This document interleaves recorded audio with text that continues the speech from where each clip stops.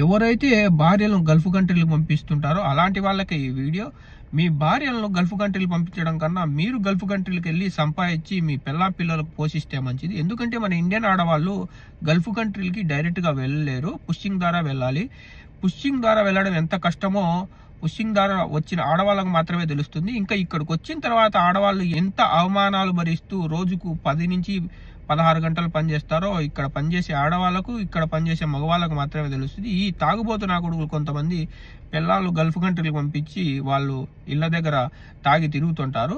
మనకు తెలిసిన ఒక మహిళ కడపాయమనే పాపము తన భర్త ఫ్రెండే వీసా డైరెక్ట్గా ఇంట్లోకి అని చెప్పి తీయడం జరిగింది ఖత్తర్కు. ఆమె బెహ్రెన్ ద్వారా పుష్యింగ్లో 10 గంటలు వెయిట్ చేసి ఖత్తర్కు వచ్చింది. వచ్చిన తర్వాత చూస్తే ఆమెకు డైరెక్ట్ ఇంట్లోకి లేదు, ఒక ఆఫీస్కి ఇచ్చాడు. ఆ ఆఫీస్లో ఆమెను పెట్టడం జరిగింది. ఆ ఆఫీస్ వాళ్ళు ఆమెను ఒక ఇంట్లో పెడితే నచ్చక రిటర్న్ వస్తే ఆ ఆఫీస్లో తనతో పాటు ఇంకా ఉన్న ఆడవాళ్ళు ఈ ఆఫీస్ మంచిది కాదు, 6 నెలల నుంచి మేము నరకం అనుభవిస్తున్నాం అని చెప్పడంతో ఇంటికి వెళ్తానంటే ఆమెను ఇంటికి వెళ్ళాలంటే 12,000 రియాలు డిమాండ్ చేస్తున్నారు. అదే మనం మగవాళ్ళం కనుక అయితే కనుక ఇక్కడ ఏదన్నా కొట్లాడో లేదంటే ఎంబెసికల్లో ఇంటికి వెళ్ళిపోవచ్చు. ఆడవాళ్ళకి అలా ఉండదు. ఆడవాళ్ళను ఈ ఆఫీస్ వాళ్ళు కొట్టి రూమ్లలో బంధిస్తారు.